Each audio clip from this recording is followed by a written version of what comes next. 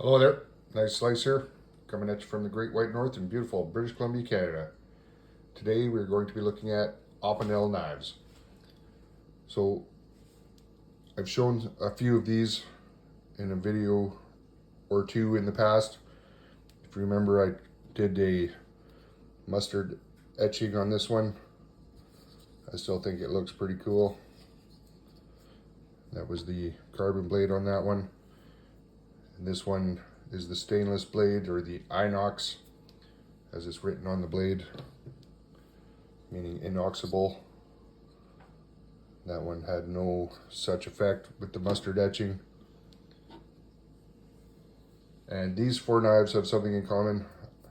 I do a lot of shopping at the flea market in Cloverdale, close to where I live, here in the west coast of British Columbia.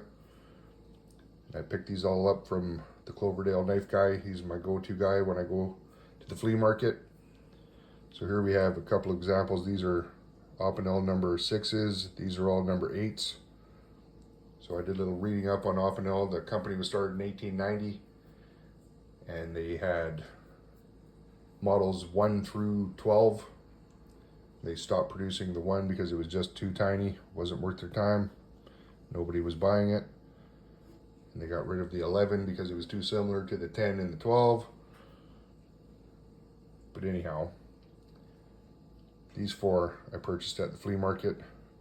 This one I purchased in Paris last summer when the family and I went on a European vacation. So this is the most modern Opinel I have.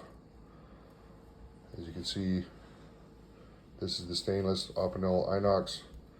There it has the maker's mark, which is the crowned hand. It has the number 8. It says made in France. Now this is a walnut handle on this one with the locking ring, as you can see. Locks the blade in the closed as well as the open position. Pretty simple design. This locking ring was designed by Opinel in 1955. And up until then, they just had the collar and the pivot axle, and that was it. So I spoke about the Cloverdale flea market knife guy, and I saw this in his case, and he said, "Hey, have a look at this. This is a pre-1955 Opinel knife, number 8. There is the mark with the word depose, which I looked up. And in France, that means maker's mark. So there is the mark there, the crowned flag or shield. There it says number 8.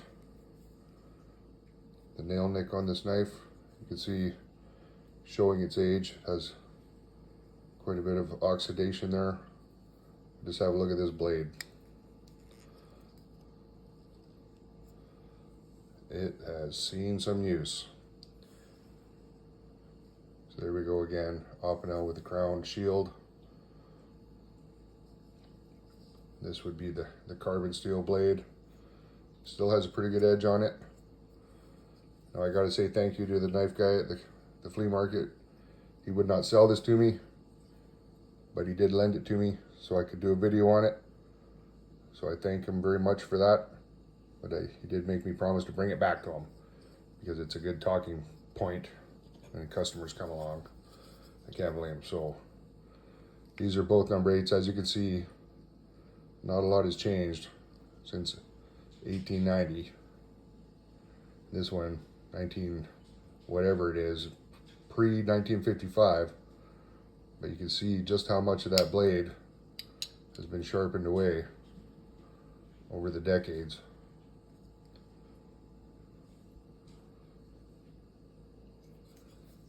Now if I close this one, and it still moves smooth, good strong pivot, no movement whatsoever in that blade. This is a well-made piece. But if I close it all the way, because of how many times it's been sharpened, that blade just about disappears, and I have a heck of a time getting that blade back out of there. So I just wanted to share that with everyone. I thought that was pretty cool. And I do appreciate my knife guy let me do a review on that. Just show it to all you people. Watch my channel, see if I can get that blade back out. You can see there's not a lot of purchase there. There it goes. The pre-1955 Opinel. There you have it.